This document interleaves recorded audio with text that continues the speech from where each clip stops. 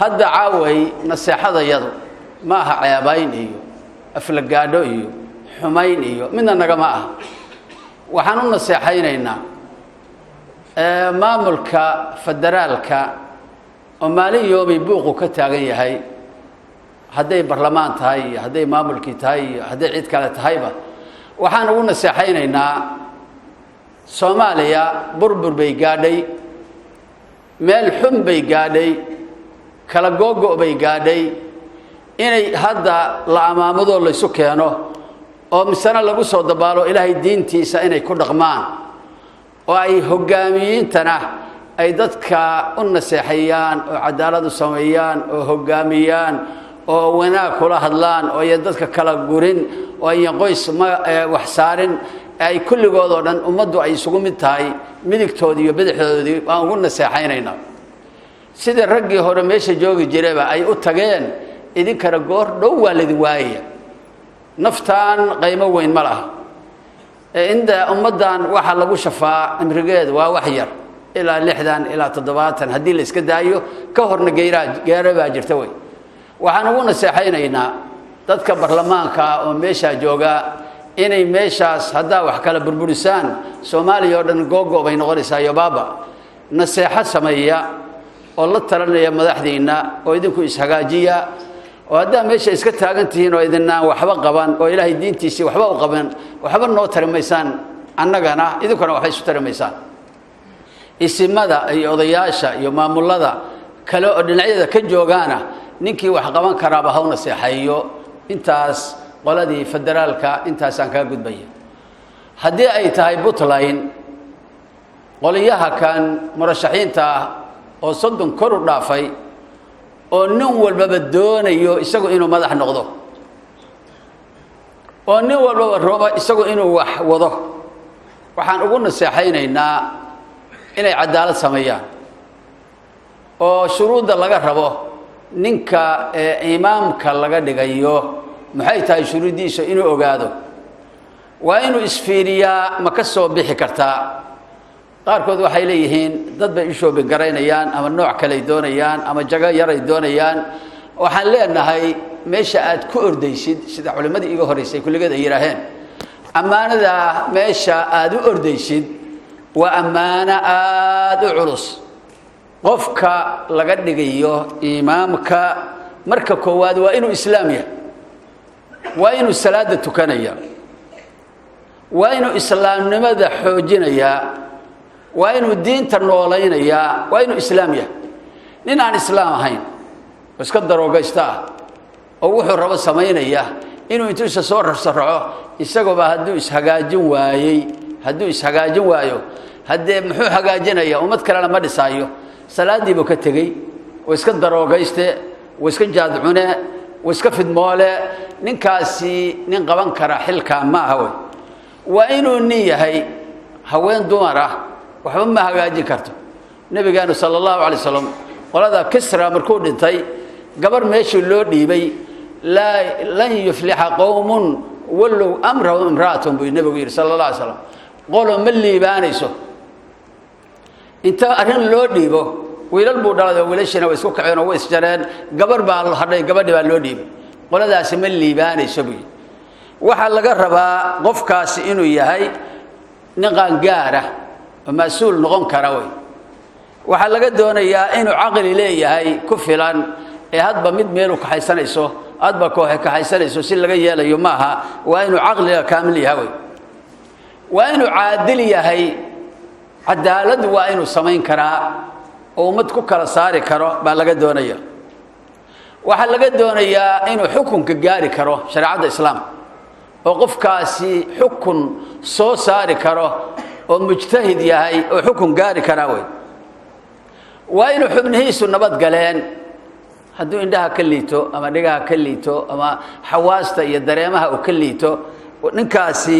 ummad ma hogaamin karo waa inuu acdaadiisa iyo xawaastiisa iyo dareemayaashiisa ee aqligiisa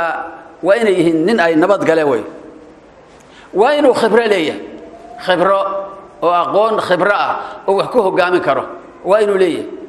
ninka aad maqlayseen gabadhii nabi ilaahay Muuse u tagay oo ceelka biyaha uga waraabiyay oo hadhow aabahood u sheegay oo gabadha loo soo diray oo gabadhii ay odagii gabadhaha dhalay loo geeyay ay culimada qaarkoodna tiraaheen nabi shucayb oo qalana ay yiraahaan madyan buu joogtay wax kale laguma sheego gabadha maxay tiri yaa aba tastajirhu abu inoo ijaar inna khayra man istajarta alqawiy alamin nin xoog loo aamina noo qabo ninkum mas'uulnimada uu ka soo baxayo waxa lagu yiri maalin nin baa wasiirka cadaaladda laga rabaayo kaale dhaari kortii uu iyo ma diyaar u tahay si in la dhaariyo aan cadaalad diinta ku sameeyo aqoon mawleedahay baaradi cadaaladda lagu dhiibayo aqoon mawleed aan wuxuu dhagu hadlay fiir wallahi waa tukada wallahi wartukasha meesha laga marabee cadaaladda lagu dhiibayo ma wadi kartaa oo aqoon mawleedahay maxaa cadaalad samaysaa hadaadan ba aqoon u ahay salaadin tukanaya miya meesha laga rabay waxa la rabaa in aqoon leh wasaaradda maaliyadda oo kale nin xisaabiye yaqaana nin aamin oo aan wixii kala boobayn nin ilaalinaya ciidanka iyo amniga nin yaqaan wuxuu la dirirayo shariicada muxuu la dirirayaa muxuu la diranayn sidee loo layn karaa hogaamin ma yaqaan dad kan masudu karaa nin aqoonta leh in loo dhiibal rabaa way wasaarad kastaba waxa la rabaa ninka loo dhiibayo inuu yahay nin wadi kara way yaa soo dooranaya alul hal wal aqd dadka mas'uulka ah dadka iyo dalka ka fakaraya baa loo dhiibayaa inay wax soo doortaan haddii loo dhiibo 66 nin oo nin walba reerkooda u soo direen inuu xoogaa meesha mushaar ka qaato oo nin walba inuu guri ka dhisto kaliya la doonayaa masiirkii dalka meeyay dalka wiil gabana oo aan waxba aqoon oo mas'uulnimada cidda uu soo saaraya aan aqoon oo kana lacag badan fiirinaya isaga socda oo leeyahay haye maxaa aniga horta maxaa ii soo qadimaysaa oo uu yiri ninkii yiri lacag horta sideedaba waa cunid lacag risq ma yukalu walaw haram risq waxa la yiraaha wixii la cuno haram ba ha ahaade aniga maxaad siinaysaa kan ka qaad kan 10 ka qaad kan 20 ka qaad kan 30 ka qaad waa kula jira mid kastaba hadhowdiina kii gacanteedu ku beegataan siinaya oo aniga ila jira waxa soo dhan waxaan leenahay ka amaan gali mayno isimada arinta ku hogaaminaya amaan gali maayaan dadka ahlul hal wal aqd oo nimanka soo saarayna amaan gali maayaan ilaahay waa weydiinayaa nabadoonada iyo samadoonada dhalinyarada u kala ordayso mid loo raqado maalintiisa intay u qaado xoogaa hoosta u gelinayso wallahi kana gacan roona kaas ku dooranayana qiyaamo nabad gali maayaan dalkeena god bay ku shubeen way ragga culimada oo wax ka qaban kara oo aan afkooda furan oo ummadda aan la hadlina qiyaamo ma nabad gali maayaan marka waxa la rabaa ninkaasi inuu yahay nin geesi ah oo wax go'aan gaari kara nin dabacsan haduu yahay muxuu wadi karaa muxuu ku hogaamin karaa way waxa la rabaa ummadda inuu sandhimin ee ummadda cadaalad u sameyn karayo nabigeena wuxuu yiri allahumma waliya min amri ummati fashqa alayhi ilaahu ninki tawliya ummadayda arinteeda wax kamida oo dhiba ilaahu dhib ninka soo ordaya habarka nabiga ku maqan horta sheekh abdurrahman waa u duceeyay waxaan leenahay war nin bela nagu soo saaranina u duceyn meynee nin belo oo daalima oo tuuga oo khaayira oo ummadda dulmiya oo waxba u qabanayn ninka ayaana la ku soo saaray ninkii soo saarana ummadaas amaanadeedii qiyaame isaga la soo saari doona isagana ka mas'uul noqon karay waxaan ugu naseexaynaynaa dadka salaadiinta oo nimanka wada oo raba nin kaliya inay u shoobagarayaan oo u ordaan ilaaha kaga baq ummadda ilaahay uga baq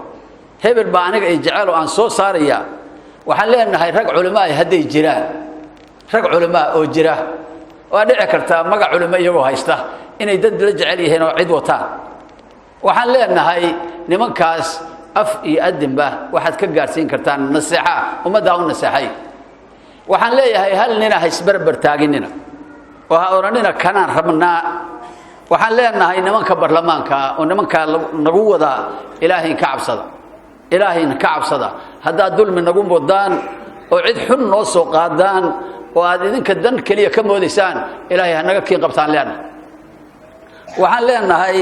مسؤولين wanaagsan oo shuruudda aan sheegayno aad ku doorataan way waxaan u naseexaynaynaa nimankan loo xil saaray inay khilaaf bixiyaan oo culimadu iga horeeyeen nimankaas sheekhu waa amaanay waxay rag fiican baa ku jira annagu waxba ma amaanaynay markay wax soo saaran baan arkeen markay niman xun intay ansixiyaan ilaahan meeshii ka muuqdaan nimanka waxaan leenahay ilaahay ka cabsada waxa suurtooda caaway habeen dambe marka wax doorataan in ilaahay idin soo qabto waa dhici kartaa way nin walba wuxuu rabbigay la hortagi lahaa nin walba ha ku dadaalo wa amaano waana khizi iyo nadaamo maalinta qiyaame ninka meesha qabanaya waxaan marka ugu naseexaynaynaa dadkaas ay ka suurtoodo inay meesha wax ka qabtaan culimada hadda waxay yiraahdeen anu ma kala jeclin oo hadda anagu nin walba hadii noo yeero nala hadlo waxaan ilaahnaa anagu barlamaankii maahin 66 maahin idinkana cod idin ma siin karo hadda soo baxdaan ilaahay ka cabsada kelmad culimadu saasay yiraahdeen waadogtiin hadii la yiraahdo xubban u tagay niman baa jira xaasidaho dadka bela ku shabadayo hebel baa hebel u tagayo maanta ka qaday balaayada haday waxa sameeyaan oo fidmoolayaala oo hadal beenbeena ka qora waxaan leenahay nimanka waxa sameeynaya iyaga iyo rabbigood baa isku raacsan way waadogtiin musaylimatul kadaab oo ardul yamaama ka yimi oo madiina yimi oo ciidankiisa watay oo sheeganayay inuu nabinimo rabo wuxuu yiri nabiga sallallahu alayhi wasallam haduu maantay aniga i doorto hadii aniga waxaan haduu markay dhinto anigu aan meesha qabanayo nabi maxamed maantay aniguna waa ayidaya oo rumaynaya waa raacaya hadii kalamiya hadii aniguna dhulka barbar baan leeyahay isaguna barbar buu leeyahay nabigeenu kama joogsan isagiiba u tagay waa uu la hadlay goortu la hadlay oo naseexay wuxuu ku yiri wallahi laantan timreedo aan sita hatta inaanan ku siinayn arintan dhulka ilaah baa iska leh anigaana rasuula wixii uu oran lahaa amaanaha buu u dhiibay marka ragaanan loo naseexayo oo aan laga kala carareena kulli la wada loo taway ilaaha ka cabso culimada waxaan leenahay naseexada ugu taga ninkii wax kale ku shabadaynayana maxaa hebel loo salaamayna hadii isaga taas meeshu kala imanay isaga u taalay marka waxaan leenahay dadweynow ninka gurigiina laga soo qabanayo oo aad ogtiin inuu wax matare yahay oo iska balwadisto meesha fadhiya oo masiirkaaga u socdo ninkaas kala taliya hatta rag badan baa ku simbirixday goortii nin meel loo doortay annaguna mid kale aan dooranayna reerkiiba isku fidmaynaya taasna fidmada halaga digtoonaado yaan la isku fidmayn way ismada iyo culimada iyo ahlul hal wal aqdi iyo nabadoonada iyo